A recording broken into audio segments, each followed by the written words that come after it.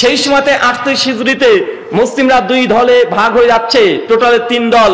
এটা খারেজি, যারা আলী রাদিয়াল্লাহু তাআলা আনহুকে হত্যা করছে, আর একটা আছে শিয়া, যারা আলী বিন আবি তালিব রাদিয়াল্লাহু তাআলা আনহুকে আল্লাহর মর্যাদায় আসীন করে দিয়েছে।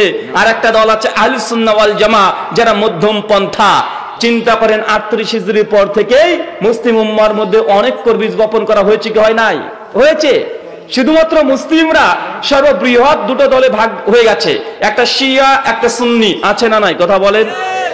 এই সুন্নিদের মধ্যে আবার 4টে বড় বড় ভাগ আছে, একটা হানাফি, একটা শাফি, একটা মালিকি, একটা হাম্বলি, আছে না নেই? কথা বলেন। আমরা মনে করি যে আমাদের ঐক্য চাই, চারিদিকে শুধু ঐক্যের স্লোগান, আমরা ঐক্য চাই, ঐক্য চাই। ঐক্যতে কিভাবে আসতে পারি? আগে আমাদেরকে বুঝতে হবে আমাদের মূল সমস্যা কোথায়। মূল সমস্যা, ইসলামকে দুই দলে আগে বিভক্ত করে দিয়েছে। আমরা বলছি শিয়া এবং সুন্নির ঐক্য দরকার আছে না নেই? ঐক্য দরকার আছে। ইরাক, ইরান, ফিলিস্তিনের মধ্যে মুসলিমদের সঙ্গে মুসলিমদের মারামারি, যুদ্ধ, জিহাদ করে অজস্র মানুষ হত্যা হয়েছে কি হয় নাই? মুসলিমরা মুসলিমদেরকে মেরেছে, কারণ এই ইখতিলাফ, মতনৈক্য, মত পার্থক্য, সত্য গ্রহণে বাধা, এটা হচ্ছে মূল কারণ। তার জন্য শিয়ারা সুন্নিদের রক্তপাত করেছে কি করে নাই? করেছে।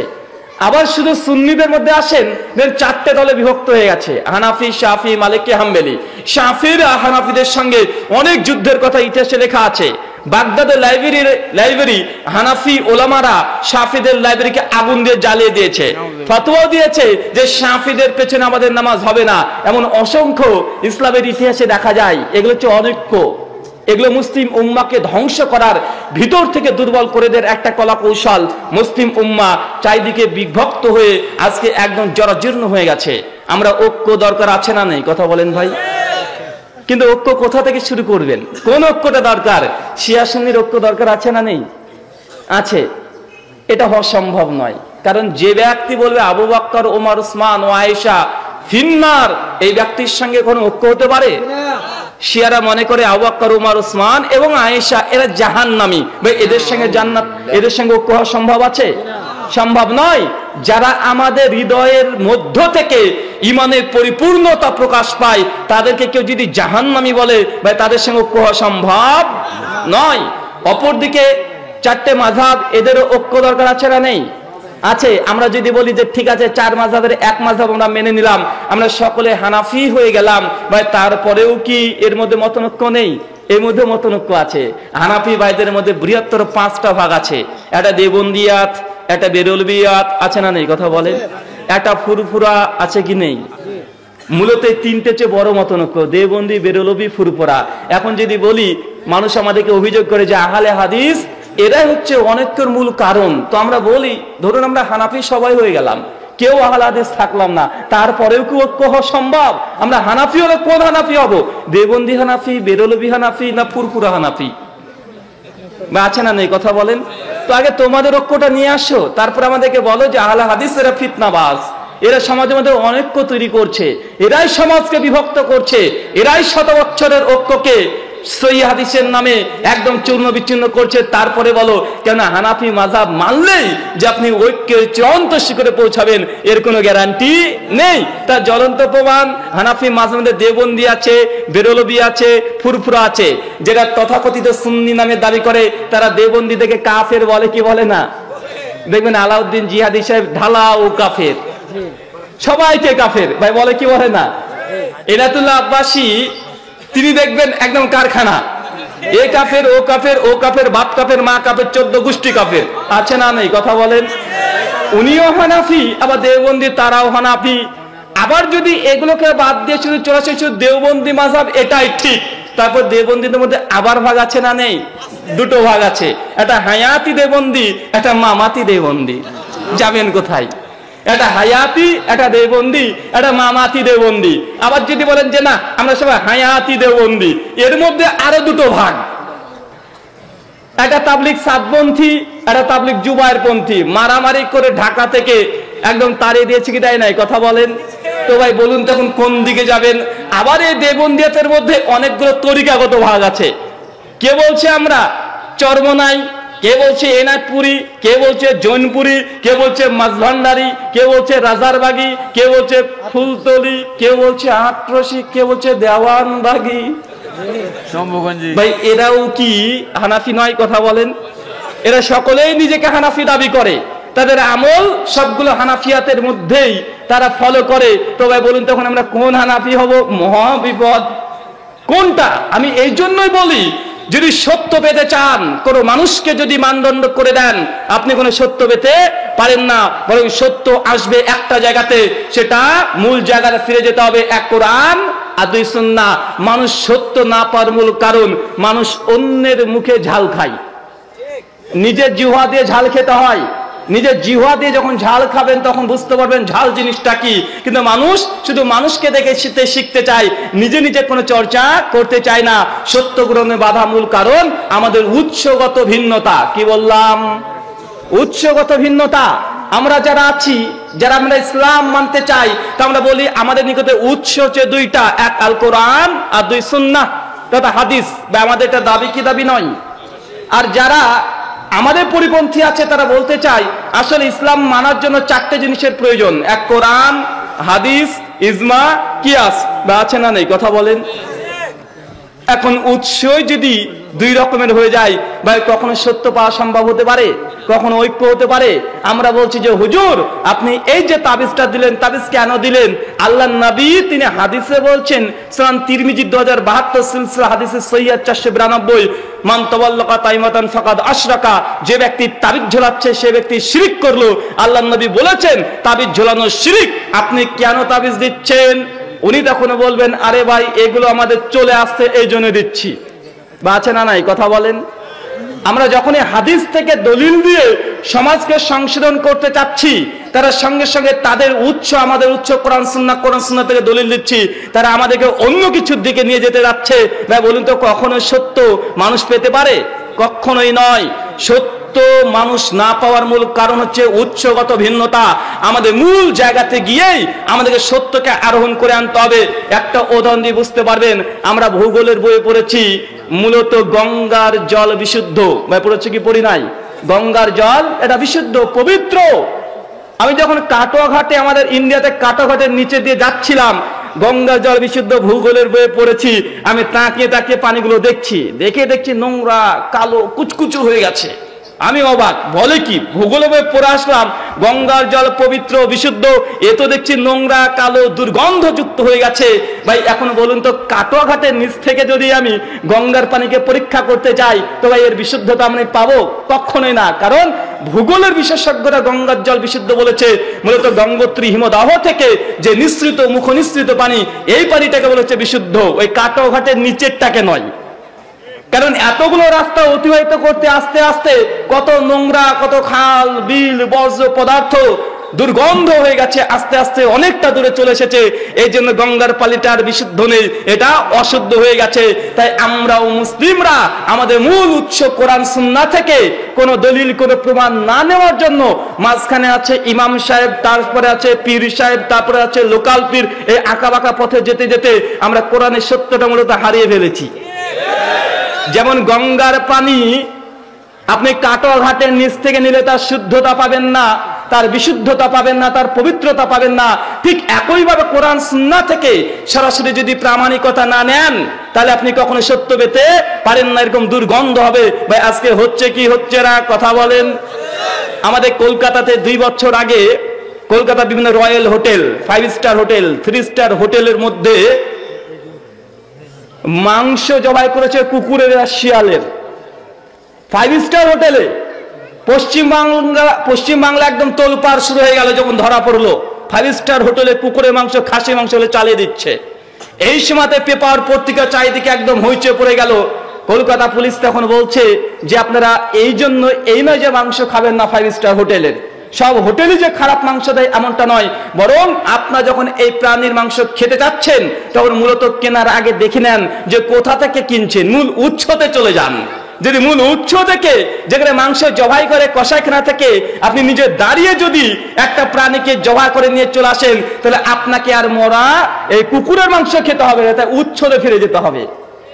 তাই আমরা যখন কোনো মতনৈক্য মতভেদের মধ্যে পড়ে যাব, আমাদের কোথায় যেতে হবে? কথা বলেন, উচ্চতে চলে যেতে হবে। আল্লাহ সুবহানাহু ওয়া তাআলা এই ব্যাপারে পবিত্র কোরআনুল কারীম সূরাতুন নিসা সূরা নম্বর 4 আয়াত নম্বর 59 বলছেন, ইয়া আইয়ুহাল্লাযীনা আমানু, হে বিশ্বাসীগণ, আতিউল্লাহ, আল্লাহর আনুগত্য করো, ওয়া আতিউর রাসূল, রাসূলের অনুসরণ করো, ওয়া উলিল আমরি মিনকুম, আর তোমাদের মধ্যে যারা উলুল আমর আছে, যারা নেতা পীর সাহেব, এমনি পীর সাহেবও পড়ে, যারা নেতা আছে, ফকি আছে, ইমাম আছে, তাদের কথা মেনে নাও।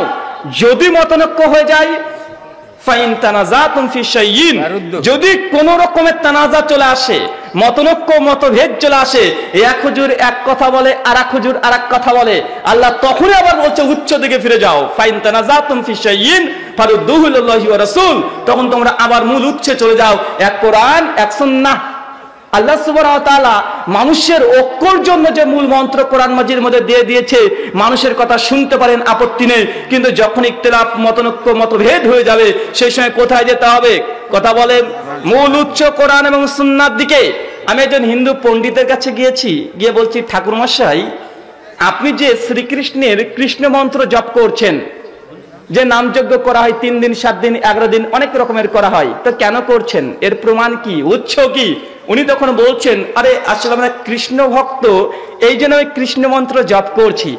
আমি বলছি যে 16টা অক্ষরে 16টা শব্দ আর 32টা অক্ষরে এই হরে কৃষ্ণ হরে রাম প্রতিদিন করছেন, এটা কোথায় আছে? বেদে কোনো জায়গায় আছে? উপনিষদে কোনো জায়গায় মূল যে উপনিষদ 18খানা সেখানে আছে? কোন মূল 18খানা পুরাণের মধ্যে আছে? ভাগবত গীতাতে শ্রীকৃষ্ণের, মূলত শ্রীকৃষ্ণের জীবনী, তার উপদেশ আছে। শ্রীকৃষ্ণ তার যতগুলো ওয়াজ নসিহা করেছে, যতগুলো বাক্য বলেছে, সব ভাগবত গীতায় 18খানা অধ্যায় 700খানা শ্লোকের মধ্যে সীমাবদ্ধ আছে। শ্রীকৃষ্ণ কি কখনো বলেছে যে তুমি হরে কৃষ্ণ হরে রাম এই মন্ত্রটা জপ করো? কোথায় আছে? উনি তখন বলছেন, আসলে আমাদের শাস্ত্রের মধ্যে আছে। আমি তখন তাকে মূলত বলছি যে শাস্ত্র বলতে গেলে এক বেদ, কি বললাম? বেদ, 4টে বেদ, 2 ঔপনিষদ, 3 মূল 18খানা ঔপনিষদ পুরাণ শাস্ত্র, এগুলোই রামায়ণ মহাভারত, এগুলো হিন্দু ধর্মের মূল ধর্মগ্রন্থ বলা হয়। এর মধ্যে কি আছে? জেনে রাখবেন, এর মধ্যে নেই। আমি বলছি, এই জন্য আপনাকে বলছি, এই কর্মটা করছেন কারণ এটা মানুষের দ্বারা লিখিত কোন পুস্তকে পেয়েছেন, এই জন্য করছেন। আর ভগবান শ্রীকৃষ্ণের নাম জপ করছেন, হরে কৃষ্ণ হরে রাম, অথচ শ্রীকৃষ্ণ তিনি বলছেন শ্রীমদ্ ভাগবত গীতা অধ্যায় নম্বর 16 শ্লোক নম্বর 23 এবং 24, একটা শ্লোক পাঠ করছি, দেখেন, এটা গীতা শ্লোক। গীতা বলছে ভগবান শ্রীকৃষ্ণ, ইয়া শাস্ত্রবিধি মুসৃজ্য বর্ততে কাম করাতা না সুখাম না সিদ্ধাম না বনোতি না পরম গতিম। ইয়া শাস্ত্রবিধি, হে অর্জুন, যারা শাস্ত্রবিধিকে পরিত্যাগ করে দিয়ে, যারা ধর্মগ্রন্থকে ছেড়ে দিয়ে নিজের খেয়াল খুশি দ্বারা যজ্ঞ পুজো অর্চনা করে, না সুখাং না সিদ্ধাং না বনাতি না পরম গতিম, এই ব্যক্তি কোনো সুখ লাভ করতে পারে না। সুখ লাভ মানে মোক্ষ লাভ, মোক্ষ লাভ মানে সে পুনর্জন্মের চক্রে আর ফেসে থাকে না, সে কখনো মুক্তি পায় না। কোন ব্যক্তি? ইয়া শাস্ত্রবিধি মুসৃজ্য বর্ততে কাম করাতা, যে ধর্মগ্রন্থকে ছেড়ে দিয়ে নিজের ইচ্ছে মতো ধর্ম পালন করে, এ কখনো সুখ লাভ করতে পারে না। তাই আপনাকে মনে রাখতে হবে, যদি আপনি সত্য পেতে চান, কোথা থেকে সত্য নিতে হবে? শাস্ত্র তথা ধর্মগ্রন্থ মূল উৎস থেকে নিতে হবে।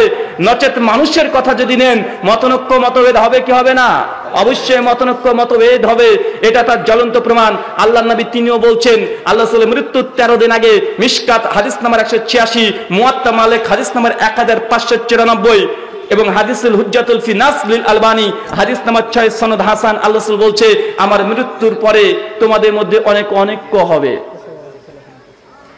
অনেক রকমের ইখতিলাফ হবে, ইখতিলাফুন কাসীরা। আর ইখতিলাফগুলো ছোট ছোট না, অনেক বড় বড় হবে, কাসীরা, অনেক বড় বড় ইখতিলাফ হবে। ফা আলাইকুম বিসুন্নতি, তখন তোমরা আমার সুন্নাতকে আঁকড়ে ধরো, ওয়াসুন্নাতে খুলাফায়ে রাশিদিন, এবং আমার যে 4টে খলিফা হয়ে গেলাম, এই 4জন খলিফার সুন্নাতগুলোকে আঁকড়িয়ে ধরো। মানে আল্লাহ রাসূল তিনি বুঝাতে চাচ্ছেন, তোমাদের মধ্যে মতনৈক্য মতভেদ ইখতিলাফ বিভক্তি হতেই হবে, হবেই নিশ্চিত। কারণ আল্লাহ রাসূলের ভবিষ্যৎবাণী তিনি আল্লাহর ওহীর মাধ্যমে বলে দিয়েছেন, ইখতিলাফ হবেই। আপনি ইখতিলাফকে একমত করবেন, এটা করা সম্ভব নয়। মানুষ দ্বিমত করবে, এটাই চূড়ান্ত। তবে ইখতিলাফকে যদি নিরসন করতে চান, আল্লাহ রাসূলের উৎস কি দিয়েছে? ফালাইকুম বিসুন্নতি, আমার সুন্নাতের দিকে চলে আসো, ফিরে আসো। কোন পীর সাহেব কি বলেছে, কোন বুজুর্গ কি বলেছে দেখার দরকার নেই, বরং আমার সুন্নাতের দিকে আঁকড়ে ধরো। আর আমার যে 4 খলিফা আছে এদের সুন্নাতকে আঁকড়ে ধরো, ইখতিলাফ মতনৈক্য মতপার্থক্য নিরসন হওয়া সম্ভব। আল্লাহ নবী আবার তিনি বলেছেন, মিশকাত হাদিস নাম্বার 186, এই হাদিসটা যেটা বললাম ওটা সুনান তিরমিজি 2676, রেফারেন্সে ভুল হয়েছে। এখন যে হাদিসটা বলছি মিশকাত 186, মুয়াত্তা মালিক 1594, আল্লাহ রাসূল বলছে তারাকতু ফিকুম আমরাইন, আমি তোমাদের মধ্যে দুটো জিনিস ছেড়ে গেলাম, এই দুটো জিনিস যদি আঁকড়িয়ে ধরো তোমরা কখনোই মতনৈক্যের মধ্যে পতিত হবে না। কটা জিনিস? দুটো জিনিস। যদি আল্লাহ রাসূল বলছে দুটো জিনিস ছেড়ে যাচ্ছি, এই দুটো জিনিসকে যদি আঁকড়ে ধরো তোমাদের মধ্যে কোনো মতনৈক্য মতভেদ হবে না। এক কিতাব আল্লাহ, একটা আল্লাহর কিতাব মানে আল কোরআন, ওয়া সুন্নাতে রাসূলিহি, আর রাসূলের সুন্নাত। ভাই আল্লাহ রাসূল আবার কি বলছেন কথা বলেন, ইখতিলাফ হবে মতনৈক্য হবে, কিন্তু আমরা সত্য কথা থেকে নেব কোন পীরের কাছে, কোন বুজুর্গের কাছে, কোন হুজুরের কাছে জি না, আমাদের কাছে চলে যেতে হবে কোরআন এবং সুন্নাহ, তথা মূল উৎসর দিকে ফিরে যেতে হবে। তাই আমাদের মধ্যে মতনৈক্য হলেই, আমাদের উচ্চগত ভিন্নতার কারণেই আমাদের মধ্যে এত মতনৈক্য বিরাজ করে। 2 নম্বর, সত্য গ্রহণে বাধা। মানুষ মনে করে অলৌকিক ক্ষমতা, অলৌকিক পাওয়ার এগুলোই সত্য। কেমন হতে পারে? আপনাদের গ্রামে কোন একজন ভালো একজন আমলদার ব্যক্তি আছে, কোন বুজুর্গ আছে, আর সত্যি সে বুজুর্গ ব্যক্তি, আর আপনাদের এলাকাতে দেখা যাচ্ছে পরপর 2টা বছর ধরে কোনো বৃষ্টি হয়নি। কি হয়নি কথা বলেন? কোনো বৃষ্টি হয়নি, মাঠগুলো সব মাটিগুলো ফেটে ফেটে চলে গেছে, গরু ছাগল মোষ তারা পানির জন্য তারা ছটফট করছে, চারিদিকে শুধু অশান্তি। আর আপনারা তখন দলবদ্ধ হয়ে সে হুজুরের কাছে এসে বলছেন, ধরুন এই হুজুরের কাছে এসেছেন, হুজুর আমাদের এলাকায় বৃষ্টি হয়নি, আল্লাহর কাছে একটু দোয়া করেন, আল্লাহকে বলেন যেন বৃষ্টি দেয়। হুজুর আপনাদেরকে নিয়ে চলে গেছে ঈদগাহের ময়দানে, গিয়ে বৃষ্টি প্রার্থনার জন্য সালাত আদায় করে সঙ্গে সঙ্গে আল্লাহর কাছে 2 হাত তুলে দোয়া করেছে, দোয়া করে আল্লাহর কাছে বৃষ্টি চেয়েছে। আর কয়েক মিনিটের মধ্যে আল্লাহ সুবহানাহু ওয়া তাআলা আসমান থেকে অঝোর ঝরে বৃষ্টি দিয়েছে। আর আপনাদের গ্রামের মানুষ বলছে, আরে বাবা রে বাবা, 2 বছর ধরে বৃষ্টি হয়নি, হুজুর আল্লাহর কাছে দোয়া করে দিয়েছে, অমনি বৃষ্টি হয়ে গেছে। ওয়ে হুজুর কি না কি, বা আছে না নাই কথা বলেন? আবার দেখে তার পরের বছর বৃষ্টি হয় নাই, আবার দলবদ্ধ হয়ে চলে গেছেন, গিয়ে তখন বলছেন যে হুজুর আবার একটু দোয়া করে দেন, এবছরে বৃষ্টি নেই। আবার নামাজ পড়ে সালাত আদায় করে আল্লাহর কাছে দোয়া করেছে, আবারও বৃষ্টি দিয়েছে। আর মানুষ ভাবছে আরে সর্বনাশ, এ হুজুর যেমন তেমন হুজুর না, এ হুজুর আল্লাহ তার কথা শোনে। সঙ্গে সঙ্গে সে হুজুরকে আপনারা তুলতে তুলতে মনে করছেন যে ইনি যে কথা বলবে এটাই সত্য, তাকে সত্যের একটা মানদণ্ড বানিয়ে দিলেন। জি হ্যাঁ, মানুষ এই জন্য সত্য পেতে পারে না, মানুষ অলৌকিক মানুষের ক্ষমতাকে বিশ্বাস করে মানুষ সত্য গ্রহণ করে না। ধরুন এই হুজুর অনেকগুলো কথা বলেছে, আমি এসে বলছি দেখুন আপনাদের গ্রামের যে হুজুর একটু আগে বক্তৃতা দিয়েছে, আচ্ছা সবগুলোই ভালো বলেছে, সবগুলোই ভালো, তো 2-3টে জাল হাদিস বলে দিয়েছে ভাই, আর একটা মাসালা ভুল দিয়েছে, এই দেখেন কোরআন দেখেন, এই দেখেন হাদিস দেখেন, আমি আপনাকে বলছি। আর সঙ্গে সঙ্গে এক শ্রেণীর মানুষ দেখবেন একদম লাফিয়ে উঠে, কি বলো আমাদের হুজুর ভুল কথা বলতে পারে? আর তুমি জানো আমাদের হুজুর আকাশ থেকে বৃষ্টি নিয়ে আসতে পারে, 2বার বৃষ্টি নিয়ে এসেছে, তুমি আমাদের হুজুরে ভুল ধরতে এসেছো? তুমি কোথাকার হুজুর? 2 বছর হলো না তুমি এত বড় হুজুর হয়ে গেল, কেমন বাপের বাটা দেখি, আমাদের হুজুর আকাশ থেকে পানি নামিয়েছে, তুমি আকাশ থেকে পানি নামিয়ে দেখাও দেখি। মাছেরা নাই কথা বলেন? এই জন্য তো লেখে হুজুরদের কারামতের বই দেখবেন যে অমক হুজুর বাড়িতে বসে কাবাতে সালাত আদায় করে, আছে না নাই? মানে হুজুরের বুজুর্গই, সে যেজন বুজুর্গ ব্যক্তি, তার অলৌকিক ক্ষমতা দিয়ে মানুষকে আকৃষ্ট করে তার মুরিদ বানানো হয় কি হয় না? যখন আপনি সে হুজুরের বিরুদ্ধে বা হুজুর কোন একটা ভুল বলেছে, কোরআনের আয়াত নিয়ে যাবেন, কোরআনের আয়াতের দিকে তার দৃষ্টি দেবে না, কেন? হুজুর অলৌকিক কাজ করেছে। ইমাম আবু হানিফা আপনাদের বাংলাদেশে বলছেন, ইমাম আবু হানিফা রাহিমাহুল্লাহ তিনি আল্লাহকে 99 বার দেখেছেন। কয়বার? আর এশা থেকে ফজর পর্যন্ত 1 দিন 2 দিন না 40 বছর তিনি সালাত আদায় করেছে। 1 বার 2 বার নয়, তিনি 55 বার হজ করেছে। 1 বার 2 বার নয়, তিনি রমজান মাসে কমপক্ষে 30,000 বার তিনি কোরআন খতম করেছে। একবার দুইবার নয়, ইমাম আবু হানিফা যেখানে মৃত্যুবরণ করেছে ওই জায়গাতে 55,000 বার কোরআন খতম করেছে। এইগুলো আপনাদের হুজুরে বলছে এবং আপনাদের বাংলাদেশের সিলেবাস সার্ভে ওই বিশেষ করে ইসলামী বিশ্ববিদ্যালয় কুষ্টিয়া প্রথম বর্ষের আকাইদা ইসলামিয়া পৃষ্ঠা নাম্বার 45 এই কথা লিখে রেখেছে যে ইমাম আবু হানিফা রাহিমাহুল্লাহ তিনি এই কাজগুলো করেছেন। 40 বছর তিনি সিয়াম তথা রোজা পালন করেছে। মানে বুঝাতে চাচ্ছে, দেখছো আমরা যে ইমামের অনুসরণ করি এই ইমাম যেমন তেমন ইমাম নয়, অনেক বড় ইমাম। বাছা না নাই কথা বলেন? মানে মানুষকে অলৌকিক ক্ষমতা দেখিয়ে মানুষের অনুসারী বানানোর জন্য একটা চোরাগুলো উন্মুক্ত করা হয় কি হয় না? একটা কথা মনে রাখবেন, আমি শুধু একটা কথার উত্তর দিই। ইমাম আবু হানিফা রাহিমাহুল্লাহ তিনি এশা সালাতের সময়তে ওযু করেছে আর ফজর পর্যন্ত এই ওযুর টিকে আছে, তাই তো তাদের দাবি। আর এটা একদিন দুই দিন নাই, 40 বছর। ভাই বলুন তো, সারা রাত্রি ধরে তাহাজ্জুদের সালাত আদায় করা কি শরীয়তে জায়েজ? কথা বলেন। আল্লাহ সুবহানাহু ওয়া তাআলা পবিত্র কোরআন সূরা মুজাম্মিল সূরা 73 আয়াত নম্বর 1 থেকে 4 আল্লাহ আল্লাহর নবীকে বলছে, ইয়া আইয়ুহাল মুজাম্মিল, হে চাদর আবৃত আমার প্রিয় নবী, তুমি সারা রাত ধরে ইবাদত করো না। আল্লাহ নিজের নবীকে এই সারা রাত ধরে ইবাদত করতে দেন নাই। আল্লাহ রাসূল নবুয়তের পরে বেশি বেশি ইবাদত করতো। আল্লাহ বলছে, জি না, তুমি সারা রাত ধরে তুমি ইবাদত করবে না, বরং রাত্রি কিছু অংশ ঘুমাও আর কিছু অংশ আমার ইবাদত করো।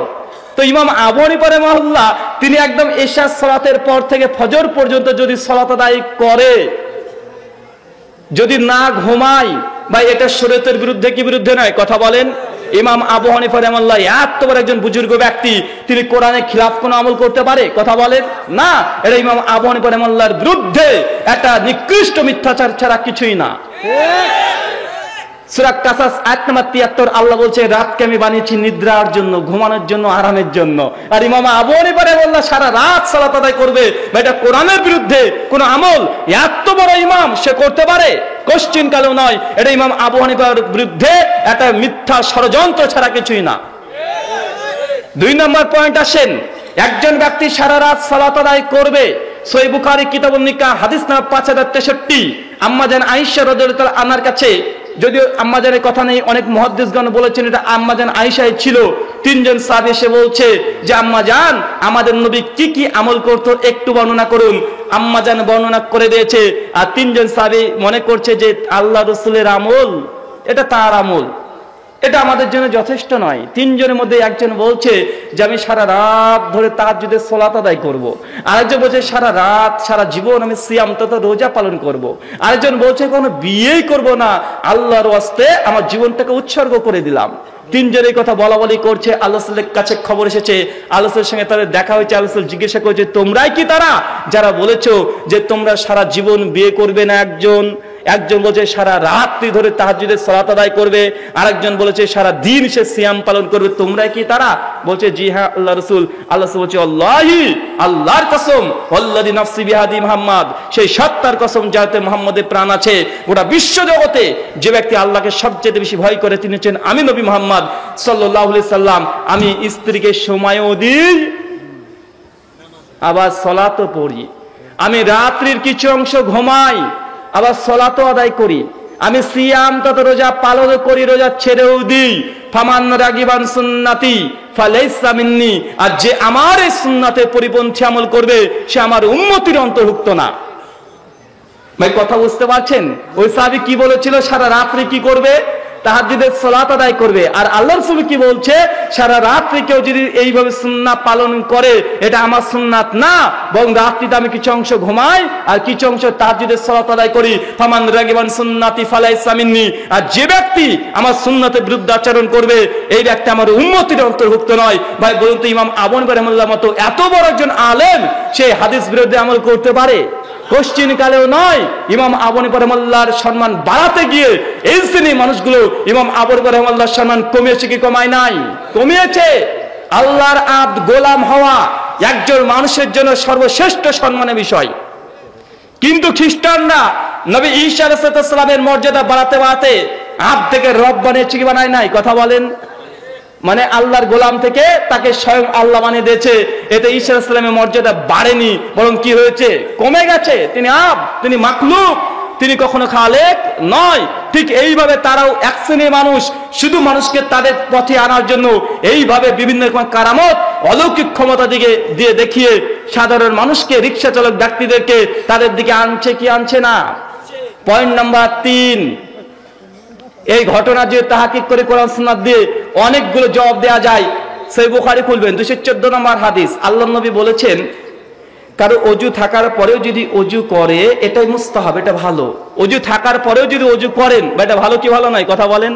তো ইমাম আবু হানিফা রাহিমাহুল্লাহ এত বড় একজন আলেম, এত বড় একজন মুজতাহিদ ইমাম, এত বড় একজন বুজুর্গ, সে কেন মিছা তার অজু থাকার পরে অজু করবে না? কারণ আল্লাহর রাসূলের হাদিস কি, অজু থাকার পরেও অজু করাটা কি মুস্তাহাব। আবু দাউদ তিরমিজির সনদ যদিও যায়িফ, তবুও তারা মনে করে হাদিস সহিহ।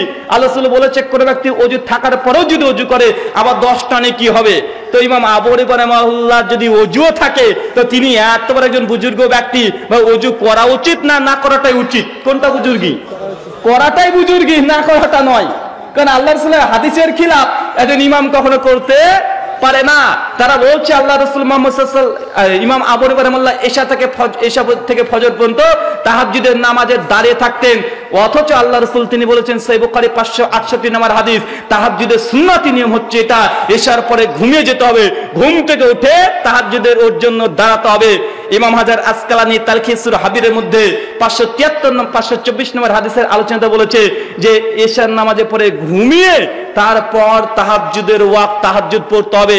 কেউ যদি মাঝখানে না ঘুমায় তার তাহাজ্জুদ হবে না, ওটা নফল হয়ে যাবে, এমনি নরমাল। তো ভাই ইমাম আবু হানিফা রাহিমাহুল্লাহ যদি এশা সালাতের পরে ওযু করে তাহাজ্জুদে দাঁড়িয়ে যায়, এটাকে তাহাজ্জুদ হচ্ছে না নফল হচ্ছে? নফল। তো এই দ্বারা ইমাম আবু হানিফার বুজুর্গি প্রমাণ হচ্ছে না, ইমাম আবু হানিফা রাহিমাহুল্লাহকে একজন মূর্খ জাহেল প্রমাণ করছে না। এরা ইমাম আবু হানিফা রাহিমাহুল্লাহ শরীয়তের ব্যাপারে অজ্ঞ ছিল, এটাই বারবার প্রমাণ করার চেষ্টা করছে। মনে রাখবেন এই কথাগুলো সম্পূর্ণ মিথ্যা, এগুলো কেচ্চা কাহিনী ছাড়া কিছু নয়। ইমাম আবু হানিফা রাহিমাহুল্লাহকে আমরা ভালোবাসি, তাকে সম্মান করি, আমরা মনে করি ইমাম আবু হানিফা রাহিমাহুল্লাহকে ভালোবাসা একজন ইমানদার ব্যক্তির ইমানি আলামত।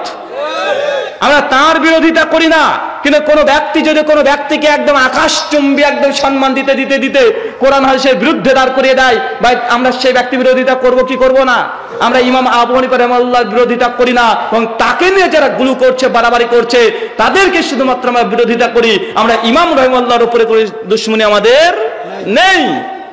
লিখেছে কি দেখেন, লজ্জা থাকার দরকার যে একজন ব্যক্তি 55 বার হজ করেছে। একজন ব্যক্তি এক পায়ে দাঁড়িয়েই রমজান মাসে কমপক্ষে 30 বার কোরআন খতম করেছে। সহ্য করা যায়? কি দরকার পড়েছে রে ভাই এক পায়ে দাঁড়িয়ে কোরআন খতম করা? এটা কোনো ফজিলত আছে?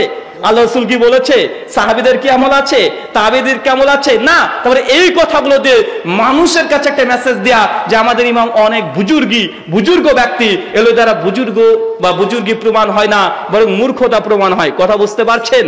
তাই মনে রাখবেন, সত্য গ্রহণে বাধা হচ্ছে মানুষের অলৌকিক ক্ষমতা। একজন হুজুরের কাছে গিয়ে বলবেন, হুজুর আপনি যে তাবিজ দিচ্ছেন কেন দিচ্ছেন? আর কোন ব্যক্তি যে তাবিজ নাই তাকে বলবেন যে তাবিজ পরা হারাম, শিরক আল্লাহর নবী বলেছে। ওর সঙ্গে সঙ্গে বলবে তাবিজ যদি হারামি হয় তো তাবিজের কাজ হয় কেন? ভাই বলে কি বলে না, কথা বলেন। তাবিজের কাজ হয়, তার জন্য তাবিজ এখন জায়েজ হয়ে গেল। মানে তিনি সত্য মনে করছেন কোনটা? তাবিজের কাজ হয়, এই জন্য তাবিজটা কি? তাবিজকে মনে হচ্ছে তাবিজ পড়াটা বৈধ। ভাই তাবিজে কাজ হয় না এ কথা আমরা বলি না। ভাই মদে উপকার আছে না নাই, কথা বলেন। সূরা বাকারা 8:19 আল্লাহ বলছে মদে উপকার আছে, ক্ষতিও আছে। তবে উপকারের চাইতে ক্ষতি বেশি। মদে উপকার আছে এটা আমরা বিশ্বাস করি, তার মানে কি মদ খাওয়া জায়েজ হয়ে যাবে? না। ঠিক একইভাবে তাবিজে মানুষের উপকার হতে পারে, কিন্তু তাবিজ যেটা আল্লাহ রাসূল বলছে এটা শিরক, অতএব এই তাবিজ গ্রহণীয় হতে পারে না। যতই তাবিজের কাজ হোক না কেন, তাবিজ ইসলামে কখনো বৈধ হতে পারে না। ওই ইসলামে বৈধতা দেওয়া হয়েছে ঝাড় ফুঁক। কি বললাম? ঝাড় ফুঁক। কিন্তু হুজুর ঝাড় ফুঁক করবে না, কারণ জানেন, কারণ ঝাড় ফুঁক করলেই হুজুরের ইনকাম বন্ধ হয়ে যাবে। কারণ সত্য গ্রহণে বাধা আরেকটা আছে, সেটা হচ্ছে ব্যবসায়ী মূল্যবোধ, ব্যবসায়িক চিন্তা। ধর্ম থেকে নিয়ে ব্যবসায়ী মনোভাব যাদের আছে, এদের কাছ থেকে সত্য পাওয়া সম্ভব নয়। কারণ ব্যবসার জন্যই অনেক সত্যকে তারা গোপন রাখে, তার জ্বলন্ত প্রমাণ একাধিক আছে। ওই হুজুরকে বলেন, হুজুর আল্লাহ রাসূল তিনি তো বলেছেন ঝাড়ফুঁক করতে বালা মুসিবত হলে, তো আপনি ঝাড়ফুঁক করে দেন। ঝাড়ফুঁক করতে রাজি হবে না, কারণ জানেন, ধরুন আপনি বলেছেন হুজুর দেখুন আমার মেয়েটা যেন রাত্রিতে হঠাৎই ভয় পায়, কেমন কেমন যেন করে, তো একটু ঝাড়ফুঁক করে দেন। হুজুর তখন বলবে, আরে সর্বনাশ, তোর মেয়েকে তো বড় জিনে ধরেছে রে। আর এই জিন যেমন তেমন জিন নয়, এটা ভারতের বাবরি মসজিদের জিন। 700 বছর বয়স, মাকে ভয় দেখিয়ে একদম গাছে তুলে দিয়েছে। মাও ভাবছে আরে সর্বনাশ, বাবরি মসজিদের জিন আমার মেয়ের কাছে এসেছে, বলছে তোর মেয়ের কাছ থেকে কিছু একটা করবে, নচেত তোর মেয়েকে ছাড়বে না। মাও বিপদে, বলছে হুজুর যা করে হোক আমার মেয়েকে বাঁচান। হুজুর বলে দিয়েছে ঠিক আছে তুই চলে যা, আমি দেখি কি করা যায়। এই বলে 3-4 দিন পর আসতে বলে হুজুর দেবেন কি দিয়ে একটা তাবিজ দিয়ে দিয়েছে, তাবিজ দিয়ে হাতে বেঁধে দিয়েছে আর মাঝে একটা বেঁধে দিয়েছে। ভাই আছে না নাই কথা বলেন? যখনই এসেছে তখন বলছে যে কত দেব হাদিয়া হুজুর? তো কি রে কি আর দিবি, যা দেওয়ার দে, 3000 টাকা দিয়ে। বা আছে না নাই কথা বলেন? কিন্তু হুজুর যদি 3টে ফু দিত, সূরাতুল ফাতিহা, সূরা ইখলাস, আয়াতুল কুরসি, সূরা নাস, ফালাক পড়ে, বা হলো 300 টাকা চাইতে পারতো? 300 টাকা চাওয়ার সামর্থ্য ছিল না। শুধুমাত্র সূরা ফাতিহা পড়ে 300 টাকা দিয়ে বলতে পারবে? বললে পাবলিক ধরে কেলাবে না ভাই? পাবলিক ধরে কেলিয়ে দিবে। এই জন্যই হুজুর এখন চক্রান্ত করেছে, জি না এইভাবে তোমার কাছে টাকা চাওয়াটা যায়, মানে কেমন কেমন যে লাগে, তাই 2-3 দিন সময় নিয়ে বোঝাচ্ছে অনেক কিছু করছি, তোর মেয়ের জন্য অনেক কিছু করছি। তারপরে একটা তাবিজ দিয়েছে, মানুষও মনে করছে তাবিজ পেয়েছি, এবার 3000 টাকা দেওয়া যায়, এবার খারাপ না। মানে ব্যবসার জন্যই মানুষকে বিষ খাওয়াতেও পারে। বা আছে না নাই কথা বলেন? মানুষ হোটেলে এখন শিয়াল আর কুত্তার মাংস খাইয়ে দিচ্ছে, কেন? ব্যবসার কারণে। কারণ ব্যবসার জন্যই মানুষকে মৃত মানুষকে নিয়েও আজকে মানুষের ব্যবসা করে। চলে যাবেন বিভিন্ন হসপিটালে, কয়েকদিন আগে নিউজ দেখলাম যে একজন ছেলে তার বাবাকে নিয়ে গেছে, তার বাবা অলরেডি 1 ঘন্টা আগে মারা গেছে, হসপিটালে অ্যাডমিট করেছে, ডাক্তার দেখে বুঝতে পেরেছে তার বাবা মারা গেছে, কিন্তু তারপরে হচ্ছে ভর্তি করে নে, তারপর থেকে আইসিইউতে ঢুকে রেখেছে। 1 দিন পূর্ণ রাখার পরে বলছে তোমার বাবা মারা গেছে, কিন্তু আইসিইউ বিল 90,000 টাকা তাকে পেড করতে হয়েছে। বা আছে না নাই কথা বলেন? মানুষ মৃত মানুষকে নিয়ে ব্যবসা করছে। ব্যবসায়িক চিন্তাবোধ চলে আসলে মানুষ কখনো সত্য পেতে পারে না। মানুষকে মিথ্যা দিয়েই তার ব্যবসাকে সম্পূর্ণ হাতিয়ে নেয়। এই জ্বলন্ত উদাহরণ অনেক আছে। আমি কয়েক বছর আগে আমাদের ভারতে যখন প্রোগ্রাম করতাম, সেই সময়তে কৃষ্ণনগর নামে একটা স্টেশন আছে, রেল স্টেশন। ওই স্টেশন আমি কন্টিনিউয়াসলি যখনই যেতাম জোহরের ওয়াক্ত আসতো আর 30 মিনিট ট্রেনটা দাঁড়িয়ে থাকতো। আমি কন্টিনিউ প্রতিদিন যখন যেতাম, সঙ্গে সঙ্গে ট্রেন থেকে নেমে একটা টিউবওয়েল আছে, টিউবওয়েল বোঝেন? মানে কল, কি বলেন? কল বলেন তো, টিউবওয়েল। এই টিউবওয়েলের কাছে যেতাম, অজু করতাম, অজু করে প্ল্যাটফর্মে সালাত আদায় করতাম। এটা আমার নিয়ম ছিল, কারণ ওই সময়তে জোহরের ওয়াক্ত চলে আসতো। আমি একদিন গিয়েছি প্রোগ্রাম করে আসার পথে দেখছি, নেমেছি অজু করার জন্য, দেখছি কলটা নেই, কে যেন ভেঙে চুরে পাশে ফেলে রেখেছে। কলের হাতা, কলের নাট বল্টু সব পাশে পড়ে আছে। আমি অবাক, কি ব্যাপার, কালকে অজু করে গেলাম, আজকে কলটা ভাঙলো কিভাবে? এই কথা চিন্তা করতে করতে দেখছি একজন পানিওয়ালা চেনেন? দেখুন বোতলে করে পানি বিক্রি করে, একটা কার্টুন মাথাতে নিয়েছে, পানি আছে সাজানো। আর এসে তখন আমাকে এসে বলছে, কি বলবি স্যার, জল লাগবে? জল 20 টাকা 1 লিটার। আমি তখন বলছি না বাবা, জল তো লাগবে না।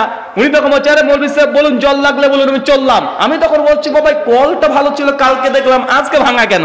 ও তো বলছে আমি বলতে পারবো না, ওই বলে সে চলে যাচ্ছে। আর পাশে একজন পান বিড়ি সিগারেটের দোকানদার, ও তখন চিৎকার মেরে বলছে, আরে মৌলভী সাহেব বলবেন না, এই বজ্জাত ছেলেগুলোই এই কলটাকে ভেঙে চূর্ণ বিচূর্ণ করে এইভাবে ফেলে রেখেছে। আমি অবাক হয়ে জিজ্ঞাসা করছি, কেন তারা কল ভাঙতে গেল কেন? সমস্যা ওই ব্যক্তি বলছে, আরে এই কলটা থাকার জন্যই ওদের বোতল বন্ধ, পানির বোতলগুলো বিক্রি হচ্ছিল না। কারণ মানুষের যখন প্রয়োজন হচ্ছিল, কল থেকে অজু করছিল, কল থেকে জল খাচ্ছিল, কল থেকে তাদের পানি বোতলে করে নিয়ে চলে যাচ্ছিল। এই কলটা থাকার জন্য প্ল্যাটফর্মে মানুষ আর তার ওই বোতল বন্ধ পানিগুলো তারা কিনছিল না। এই জন্যই তারা এই কলটাকে ভেঙে চূর্ণ বিচূর্ণ করে দিয়েছে। এক শ্রেণীর আলেম আছে, এক শ্রেণীর হুজুররাও আছে, শুধুমাত্র তাদের ব্যবসাকে ঠিক রাখার জন্য আল্লাহর আসমান থেকে ওহির যে বৃষ্টি ধারা বয়েছে মানুষের মধ্যে, এগুলো তারা বলতে চায় না। তার জন্য তাবিজ করে ফেলেছে ঝাড়ফুঁকের জায়গায়। কারণ ঝাড়ফুঁক করলে এত টাকা পাওয়া যায় না, তাবিজে পাওয়া যায়। আছে না নেই কথা বলেন? মানুষ ব্যবসায়িক চিন্তা করতে গিয়ে মানুষ আজকে সত্য বলতেও পারে না, সত্য মানুষ আজকে গ্রহণ করতেও তাদের জন্য এখন অনেক রকমের বাধা প্রতিবন্ধকতার সৃষ্টি হয়। 4 নম্বর পয়েন্ট মনে রাখবেন, সত্য গ্রহণে বাধা হচ্ছে এটা কোন ব্যক্তি বিশেষ সফলতা। কি বললাম? কোন একজন ভালো আলেম, অনেক বড় আলেম, দীর্ঘ 20 বছর 30 বছর ধরে সে আলোচনা করে, তার বক্তৃতায় হাজার হাজার মানুষ হেদায়েত পেয়েছে। হতে ডক্টর জাকির নায়েক, তার বক্তৃতায় লাখ লাখ মানুষ ইসলাম কবুল করেছে। করেছে কি করে নাই? মানুষ সত্যের পথে এসেছে। হতে পারে কোনো বিশেষ একজন ব্যক্তি যার বড় বড় মাদ্রাসা আছে, 4খানা 5খানা 10খানা মাদ্রাসা আছে, গোটা মাদ্রাসা গোটা বাংলাদেশকে দখল করে নিয়েছে, মানুষকে হক এবং সত্য প্রচারের জন্য মানুষকে ইলম শিক্ষা দিচ্ছে। এরকম ব্যক্তি বিশেষ সফলতা, মানুষ যখন ব্যক্তি বিশেষ সফলতা পর্যায়ে চলে যায় তো সাধারণ জনসাধারণ মনে করে এই ব্যক্তি হক, এই ব্যক্তি কোনো ভুল কথা বলতে পারে না। ভাই আছে না নেই? কথা বলেন। ধরুন ডক্টর জাকির নায়েক, তিনি একজন গোটা বিশ্বজগতে আলোর সৃষ্টি করে দিয়েছে, অনেক লক্ষ লক্ষ মানুষকে তিনি হেদায়েতের পথে নিয়ে এসেছে। এবং আপনার কাছে গিয়ে যদি বলি, দেখুন ডক্টর জাকির নায়েক আলহামদুলিল্লাহ মাশাআল্লাহ সুবহানাল্লাহ অনেক ভালো ভালো কাজ করেছে, তবে এই মাসালাতে একটু ভুল বলে দিয়েছে, এই কথা যদি কেউ একজন বলে, সঙ্গে সঙ্গে তুমি কত বড় হুজুর গো, ডক্টর জাকির নায়েকের কথাতে লাখ লাখ মানুষ হিন্দু খ্রিস্টান থেকে মুসলিম হচ্ছে, তুমি কজনকে অমুসলিমকে মুসলিম বানিয়েছো? তাই বলে কি বলে না? কথা বলেন। মানুষের সফলতা দেখিয়ে মানুষ সেই ব্যক্তিকে সত্য মিথ্যা প্রামাণিকতা মনে করে নাই। বা ডক্টর জাকির নায়েকের ভুল হতে পারে কি পারে না? পারে। এটাকেই আমাদেরকে বিশ্বাস করতে হবে না, সে একজন মানুষ, কুল্লু বানি আদম খাত্তাউন, প্রত্যেক আদম সন্তান ভুল করবে। তাই ব্যক্তি বিশেষ কোন সফলতা দেখেই মানুষকে সত্য মিথ্যার প্রামাণিকতা মানদণ্ড যদি ভেবে নেন, কখনো সত্য পেতে পারেন না। ধরুন কোন বক্তা আছে, কোকিল কণ্ঠী, খুব সুন্দর করে বক্তৃতা দিতে পারে, তার আলোচনাতে মানুষ প্রভাবিত হয়ে লক্ষ লক্ষ শ্রোতা তার সামনে চলে আসে, মানুষ তার বক্তৃতা একদম মনোমুগ্ধকর ভাবে শোনে। এখন ওই বক্তা সবকিছুই ভালো বলে, 2-4টে খারাপ কথা বলে দিয়েছে, জাল হাদিস বলে দিয়েছে, সুন্নাহকে বিদাত বলে দিয়েছে, বিদাতকে সুন্নাত বলে দিয়েছে। এখন ভালো একজন বড় বুজুর্গ আলেম এসে বলছে, দেখুন উনি চমৎকার আলোচনা করে, ঠিক আছে, তবে এই 3-4টে জাল জৈব হাদিস বলে দিয়েছে।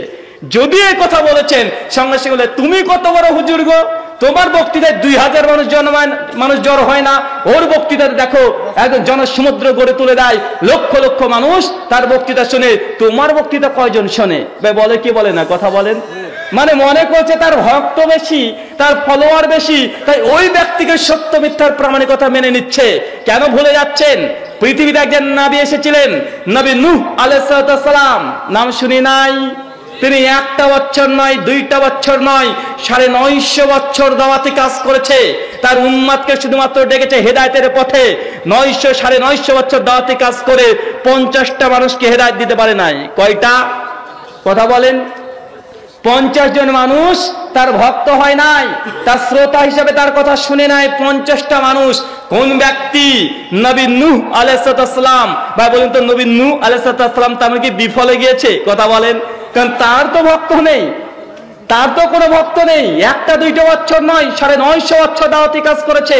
তাই মনে রাখবেন, মানুষের কোনো ভক্ত যত হয়েছে, তার শ্রোতা বেশি আছে, কে কত মানুষকে মন গলাতে পেরেছে, এটা যদি সত্য মিথ্যার প্রামাণিকতা ধরে নেন, অবশ্যই আপনি কখনো সত্য পেতে পারেন না। এই আপনাকে মৌলিক 4টে কথা বললাম। মানুষ সত্য গ্রহণে বাধা। প্রথম বাধা কি বললাম বলেন তো ভাই? উৎসগত ভিন্নতা। আমরা শরীয়ত কোথা থেকে নেব? কোরআন হাদিস থেকে, না পীর বুজুর্গ আরো অনেকগুলো সেক্টর আছে তাদের কাছ থেকে? আমরা কোরআন সুন্নাহ থেকে সত্য আমরা নেব।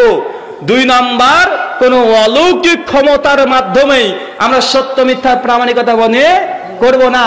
3 নাম্বার, আমরা সব সময় মনে রাখবো সত্য আমরা পাবো কোথায়? কোন ব্যক্তি বিশেষ সফলতা যদি হয়ে যায়, সেই ব্যক্তিকে আমরা সত্য মিথ্যার পার্থক্যকারী আমরা নির্ণয় করতে পারি না।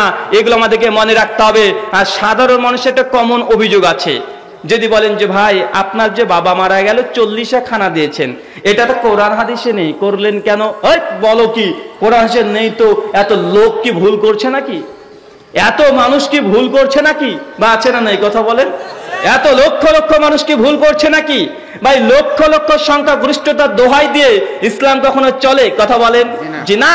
ওই যে আপনাকে বলেছি নবী নূহ আলাইহিস সালাম মাত্র 50 জন অনুসারী, বিরোধী বেশি। আল্লাহ রসুলের বিরুদ্ধতা আচরণ অজস্র মানুষ করেছে। তাই সত্য মিথ্যা প্রামাণিকতা কোনো সংখ্যা গরিষ্ঠনী হয় না। গোটা বিশ্ব জগতে এবং খ্রিস্টানদের সংখ্যা 220 কোটি। কত কোটি? মুসলিমদের সংখ্যা 170 কোটি। এখন যদি বলেন যে খ্রিস্টানরা, তাহলে ঠিক, কারণ যে দলের মানুষ বেশি সেই দলটা যদি ঠিক হয় তাহলে খ্রিস্টানরা ঠিক হয়ে যাবে, কি হবে না? কথা বলেন।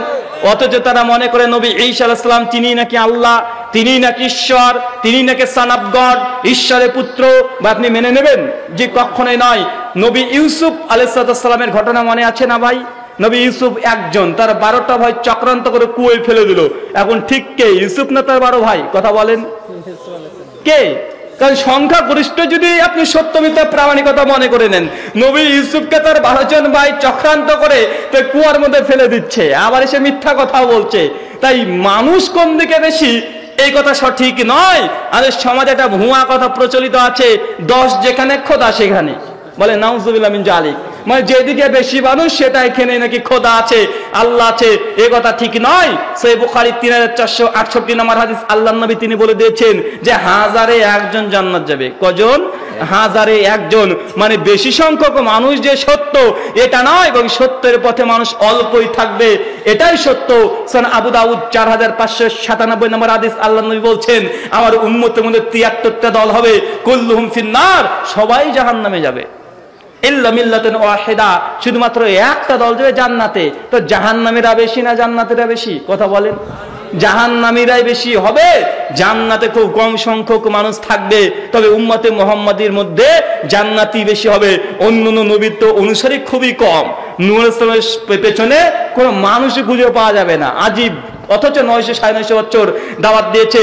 আপনাদের কাছে গুটি কয়েক আমি কথা বলে বোঝানোর চেষ্টা করলাম। সত্য যদি পেতে চান, এই কটা জিনিসকে আমাদেরকে আগে মূল লক্ষ্য বস্তু রাখতে হবে, নচেত কোনো মানুষ সত্য পেতে পারে না। আল্লাহ রসুলের কাছে এসে যখন প্রথম তিনি কালেমার দাওয়াত দিচ্ছেন, লা ইলাহা ইল্লাল্লাহ, এই দাওয়াত দিচ্ছে, সেই সময় আবু তালেবের কাছে কমপক্ষে 4 থেকে 5 দফা কুরাইশের বড় বড় হত্যাকর্তারা এসেছে।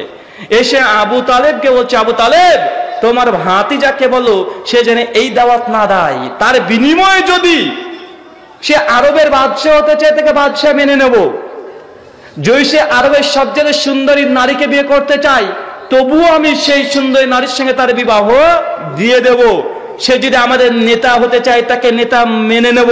ভাই এই প্রস্তাব আল্লাহ নবীকে দিয়েছে কি দেয় নাই? দিয়েছে।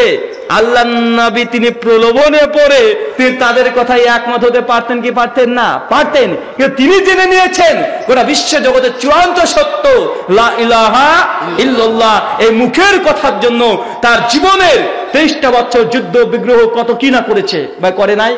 কিসের জন্য বলেন তো ভাই? টাকা পয়সার জন্য, ধন দৌলতের জন্য, ভালো থাকার জন্য, ভালো খাওয়ার জন্য? জি না, শুধুমাত্র মুখের একটা বাক্য লা ইলাহা ইল্লাল্লাহ এই কথা বলার জন্যই আল্লাহর নবী তার গোটা জীবনটা 23টা বছর সে উৎসর্গ করে দিয়েছে। ইবনে মাসউদ রাদিয়াল্লাহু আনহু বলছেন, একদা আমি আল্লাহর নবীর বাড়িতে গিয়েছি, গিয়ে দেখছি আল্লাহ রাসূল ঘুমিয়ে আছে। তো ঘুমিয়ে আছে একটা চাটাইয়ের উপরে, একটা শক্ত বালিশ। আল্লাহ ডেকে তুলেছি, তারপর আল্লাহ নবীকে বলছে, আল্লাহ নবী আপনি যদি চান একটা নরম তুষক করে দিয়ে আপনার জন্য। ইবনে মাসউদকে আল্লাহ বলছে, ইবনে মাসউদ এই দুনিয়ার সঙ্গে আমার কি সম্পর্ক? আল্লাহ যদি চান, আল্লাহর কাছে যদি নামে আমাদের নবী তিনি চাইতেন, বা বলুন তো আল্লাহ অপরন্ত সম্পত্তি দিয়ে পরিপূর্ণ করে দিতেন না? জি করে দিতেন। মিশকাত হাদিস নাম্বার 5154, আল্লাহ নবী সবসময় একটা দোয়া করতেন, হে আল্লাহ তুমি আমাকে মিসকিন অবস্থায় মৃত্যু দিও। কি অবস্থায়? ভাই এই দোয়াটা করতে পারবেন? মিসকিন অবস্থায় মৃত্যু দিও। আম্মা জান আয়েশা রাদিয়াল্লাহু আনহা এই দোয়া শুনে অবাক, বলে কি যে মিসকিন অবস্থায় মৃত্যু দেব? সমস্যা আল্লাহর নবীকে জিজ্ঞেস করেছে, ইয়া রাসূলুল্লাহ আপনি এই দোয়া কেন করলেন? আল্লাহ রাসূল তিনি উত্তর দিয়ে বলেছেন, আয়েশা কারণ আল্লাহ সুবহানাহু ওয়া তাআলা বলেছেন ধনীর চাইতে গরিবদেরকে 40 বছর আগে তাকে জান্নাত দেওয়া হবে। এই জন্য আল্লাহ রসুল দুনিয়াকে 5 পয়সা মূল্য দেয় নাই। তিনি কি চেয়েছেন? আখিরাত চেয়েছেন।